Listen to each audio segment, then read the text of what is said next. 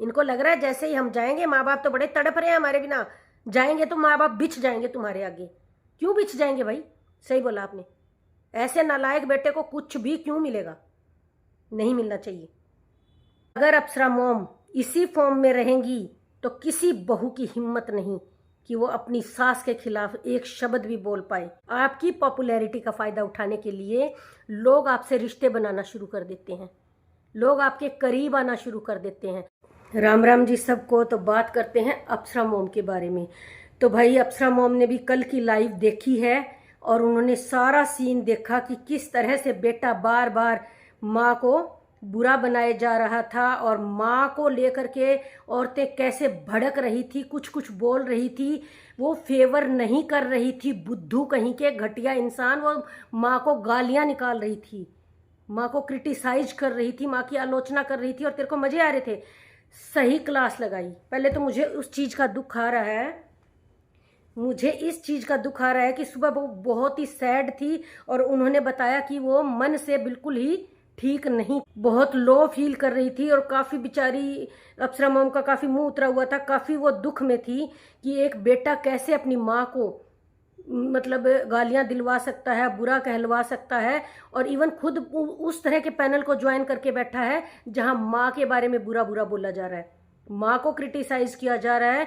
तो भाई अब उनका ब्लॉग आया है, वो तैयार होकर सीतामढ़ी की तरफ जा रहे थे, तो अब उन्होंने इस तरह की बेहुदी और घटिया औरतों को जवाब दिया। मैं कहती हूँ ये जो जितनी भी गंदी औरतें बैठी थी, या तो वो गंदी औरतें माँ ही नहीं है, और अगर माँ है तो एक माँ की बहुत भयानक बद्दुआ लगेगी। किस तरह से उस माँ को डेली गालियाँ पड़ रही हैं, डेली गालियाँ दी जा रही हैं। अरे भाई मैं तो खुद कह रही हूँ कि तुम्हारे बेटे इतने निकम्मे निकलें कि तुम्हें खून के आंसू रुलाएं। जो जो उस माँ को क्रिटिसाइज कर रही हैं, जो जो उस माँ को गालियाँ निकाल रही हैं, और इस तरह की बहू तुम सबके घर में आए जो तुम्हारी छाती पर बैठ करके अच्छे से मूंग दे, तो घटिया औरतों तुम्हें बड़ी फेवर आ रही है। और मैं तो कहती हूँ अप्सरा मोम को, जैसे आज शेरनी की तरह दहाड़ी अप्सरा मोम और खुल करके जवाब दिया एक एक बात का, कि ऐसी घटिया बहू जो पहले से ही चाहती थी कि ये सब कुछ हो।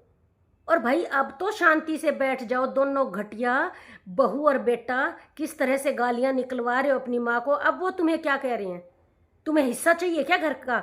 इसलिए गालियां निकलवा रहे हो ना? कुछ भी नहीं मिलेगा। ऐसी नालायक औलादों को तो बेदखल तक कर दिया जाता है।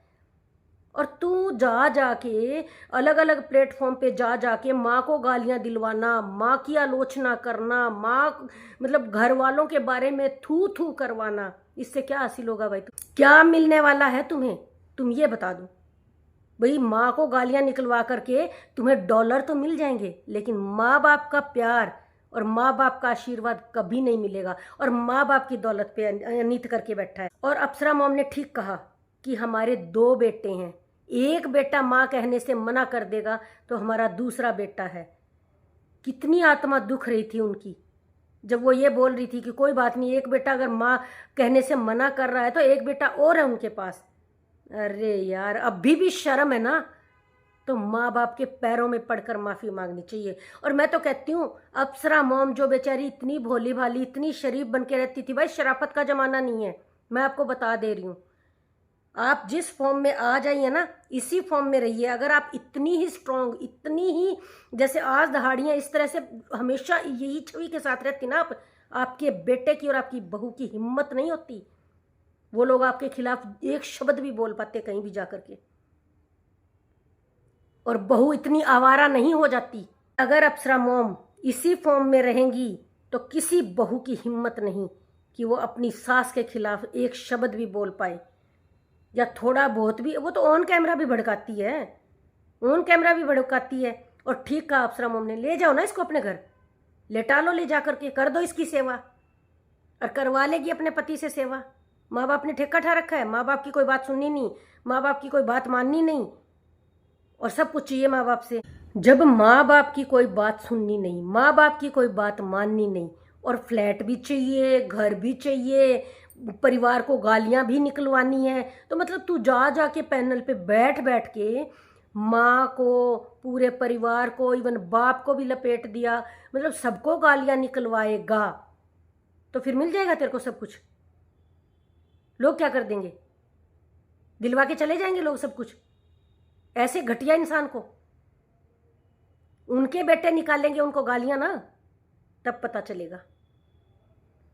जब वो कहेंगे ना कि हम ठीक हैं और तुम गलत हो, तुम लोग घटिया औरतों, तुम पैनल लगा लगा के किसी की माँ को गालियां निकाल रही थी और इस तरह के घटिया बेटे का समर्थन कर रही थी। और उन्होंने सही कहा कि जितने भी उनके घर में गए हैं, इसका मतलब सबको कहा उन्होंने, जितने भी उनके घर गए हैं सब के सब नमक हराम निकले हैं। बिल्कुल सही कहा था।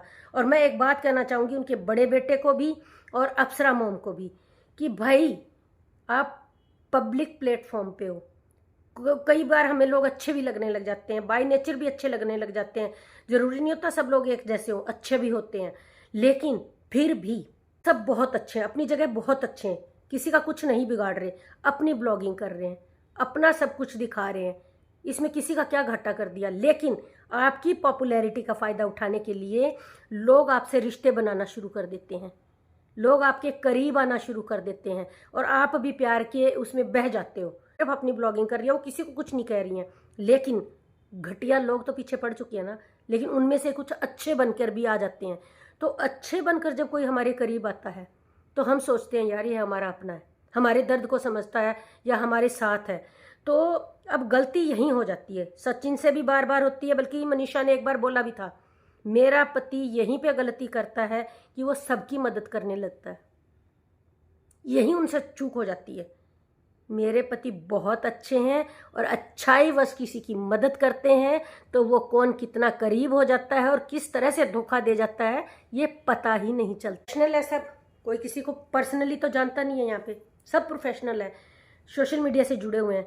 तो मेरा ये कहना है जब भी आप लोगों से कोई मिलने आए, क्योंकि आप पॉपुलर हो चुके हो, सब लोग हम एक नॉन फेस बन चुके हैं, कोई भी आप भी हो, मतलब रिएक्शन वाले भी हैं या जो भी रील्स बनाते हैं या कोई भी, सबको सब जानने लग गए हैं और सबका आपस में अटैचमेंट भी हो जाता है। कई लोग बहुत अच्छे भी होते हैं जो अनजान लोग हमें मिल जाते हैं।